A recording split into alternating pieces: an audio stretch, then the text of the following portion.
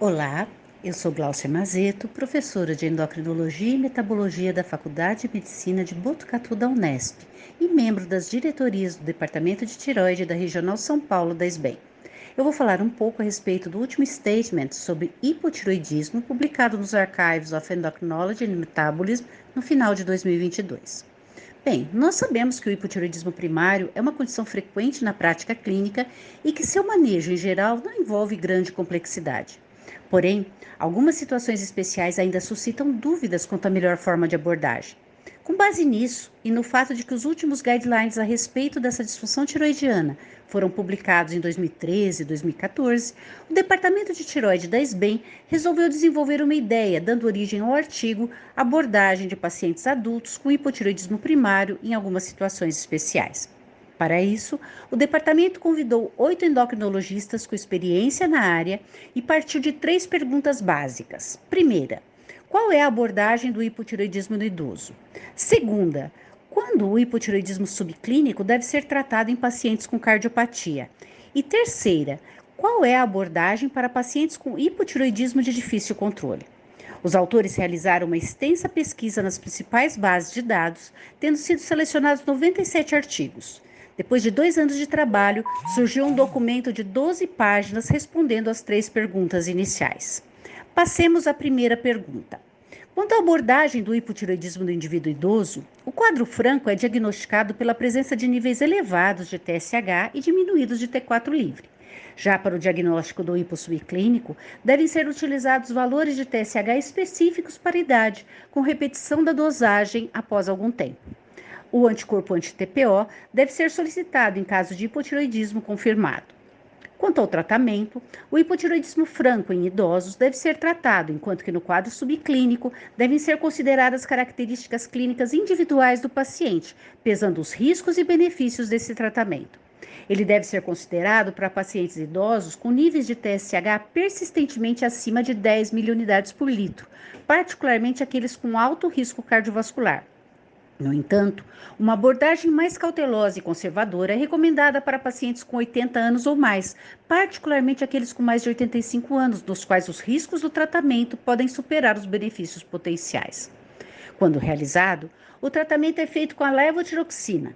Idosos saudáveis, abaixo dos 80 anos, poderiam iniciar com dose plena, enquanto que indivíduos mais velhos ou com comorbidades seriam tratados de forma mais segura com doses iniciais mais baixas. Em geral, a dose de levotiroxina deve ser ajustada a cada 4 a 8 semanas, sendo que o limite superior do TSH-alvo em idosos poderia ser mais elevado do que para o restante da população.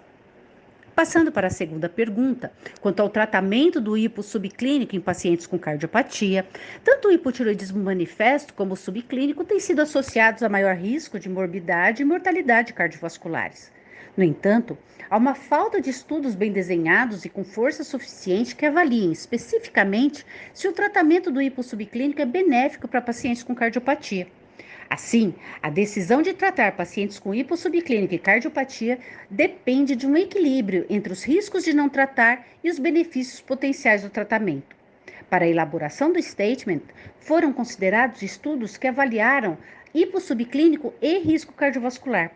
Pacientes abaixo dos 65 anos, por exemplo, com doença cardíaca ou com alto risco cardiovascular, deveriam ser tratados quando o TSH fosse maior ou igual a 10 mil unidades por litro, para evitar os riscos de insuficiência cardíaca, disfunção endotelial, eventos coronarianos e morte. Outros níveis de TSH poderiam apresentar outras recomendações. Já na terceira pergunta, quanto à abordagem dos pacientes com hipotireoidismo de difícil controle, nós deveríamos primeiramente verificar a adesão e administração correta da levotiroxina. Depois, reavaliar se a dose de levotiroxina está adequada para o peso corporal atual do paciente e checar se a medicação não está sendo ingerida com alimentos, bebidas que interferissem com a absorção. Além disso, deve ser investigada o uso de drogas potenciais que afetariam a necessidade de levotiroxina e excluir condições médicas que interferissem com a absorção e metabolização da medicação.